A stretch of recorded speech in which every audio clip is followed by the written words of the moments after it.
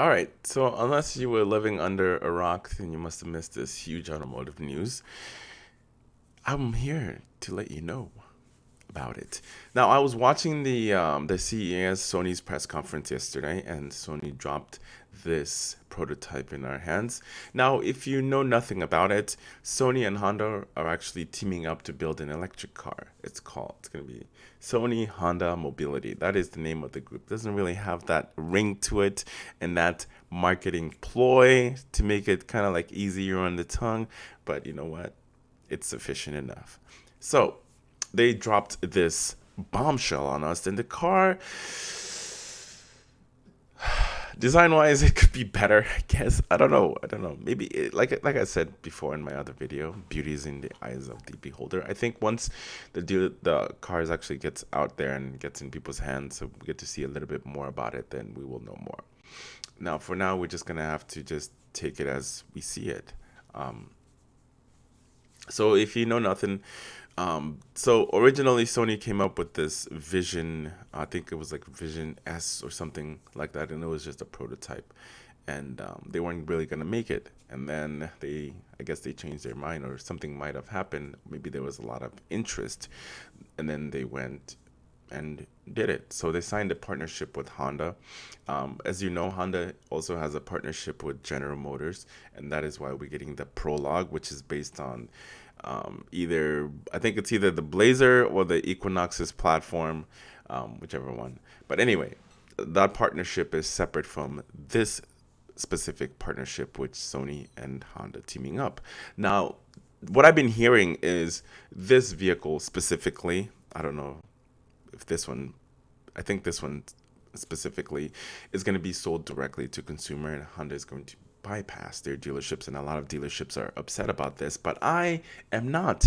I am fucking happy, and if this is true, it's going to be fucking amazing. You dealers can go fuck yourself, unless you're one of those good ones. That I'm sorry, the other ones ruined it for you. What the fuck are you guys doing with the Type R prices? But anyway, that is a separate video. Although I probably already ranted like shit about it, but anyway, we're going all in, huh? We're going spicy today. So anyway, let's go ahead and check out Afeela. I think that's what it's called. Afeela. I don't know why they name it that name. All right, before we take a look at it, I'll let you guys see the product movie, I guess. So let's go.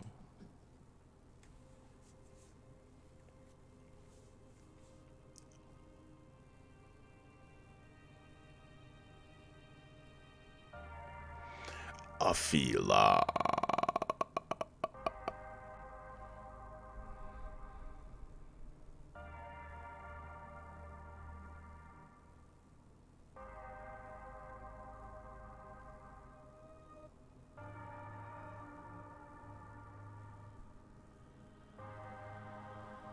Look at that interior, boy.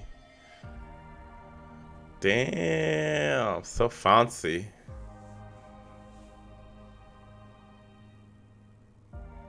Got a yoke steering wheel.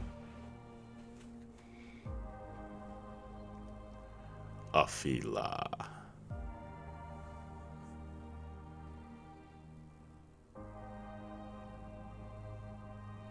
Can give me that sport back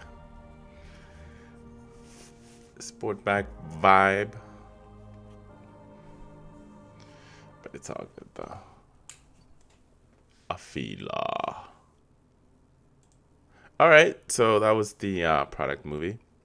Um, as always, everything that we cover in the video will be linked below. So this happened yesterday on CES.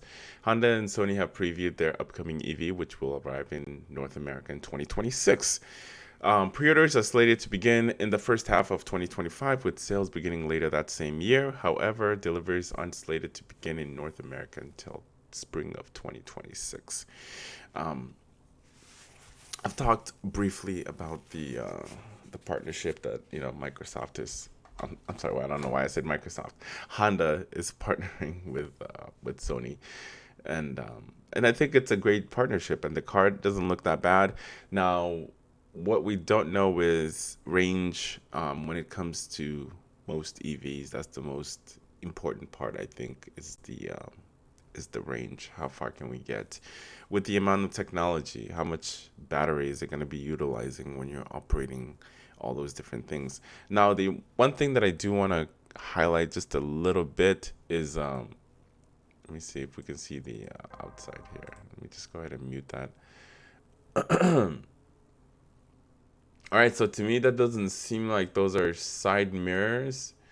I don't know if you guys can catch it, but those look like cameras. Now, here's the reason why I'm saying that is because when you come into the cockpit, you have additional displays. You have your main infotainment, which is this big old thing, which actually looks nice. And then you have these side ones here. Now those are going to be cameras, I believe, for your side mirrors. It doesn't have side mirrors, it has side cameras. Um, Now let me see if I can zoom in a little bit. Nope, the only thing that zooms in is the is the letter. You have a couple different physical buttons here. You have your hazard, AC controls. Um, you have this nice, beautiful display. It looks nice, man. What else can we see here? Just little standard stuff here on the steering wheel. Nothing too complicated, I guess. And then you have a little bit more control right here too. But anyway, moving on.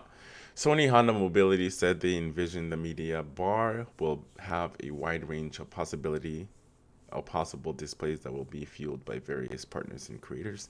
Now, the other thing that they have stated, I've seen it stated before that they want to have PlayStation hardware in the vehicle. Now, that is pretty great.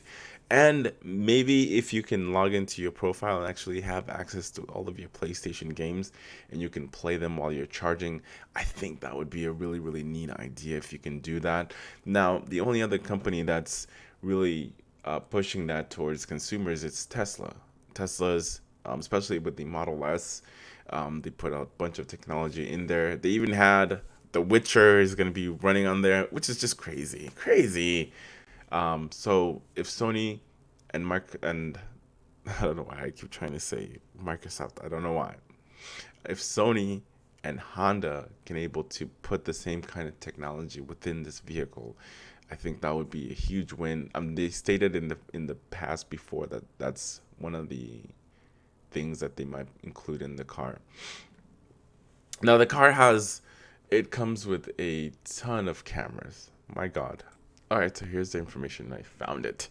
Um, so Afeela's car will also have 45 internal and external cameras and sensors offering potential some form of level 3 augmented and also like level 2. I think it's going to come standard, and then maybe level 3 you're going to have to pay for it a little bit.